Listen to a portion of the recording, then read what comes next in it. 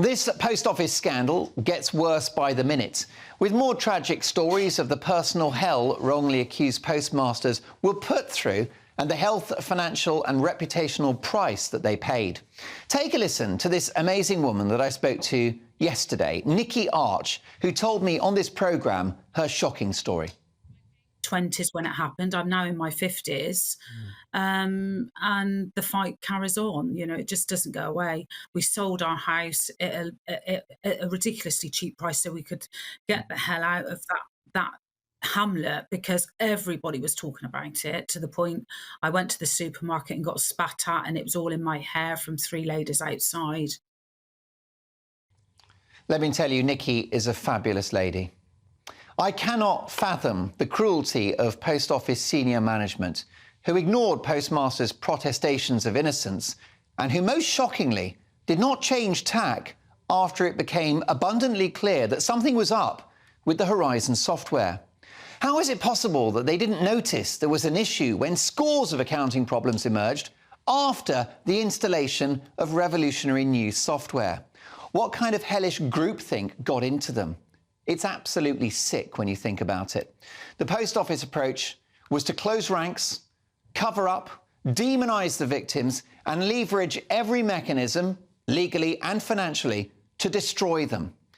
The fantastic Computer Weekly online magazine, which helped break this shocking story, revealed the Post Office was determined to keep a lid on the Horizon problems. To do this, the magazine claims it instructed staff in its call centre, which was the first contact point for sub-postmasters having problems, to tell callers that they were the only ones experiencing problems. A flat lie.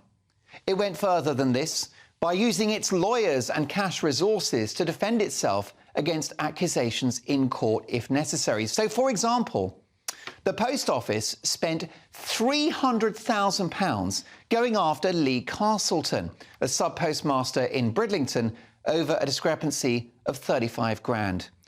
He was bankrupted by the case, his life destroyed.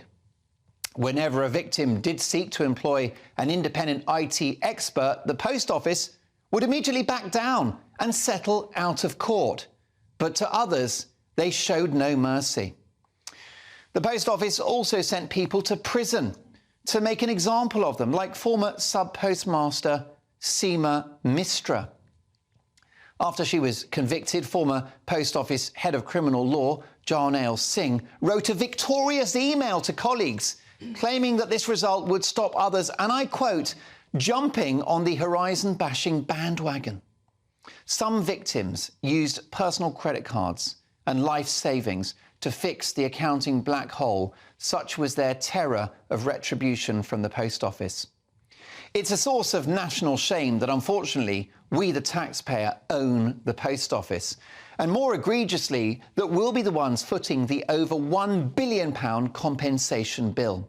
You have to wonder why a company worth tens of billions of pounds like Fujitsu, who provided the faulty software, are not digging into their pockets. Should Post Office senior management be keeping their bonuses, including ex-boss Paula Venables, who pocketed at least £5 million whilst working at the head of the Post Office? Now, it's good that the Prime Minister has announced a blanket exoneration of those affected, but the upfront payment of £75,000 doesn't even touch the sides. For those bankrupted, for those whose health was obliterated, for those imprisoned or tagged, and for those who have taken their lives or sadly passed away and who will never see justice, that figure is a pathetic insult. This is a scandal of untold proportions. Heads must roll, and you and I shouldn't be picking up the bill.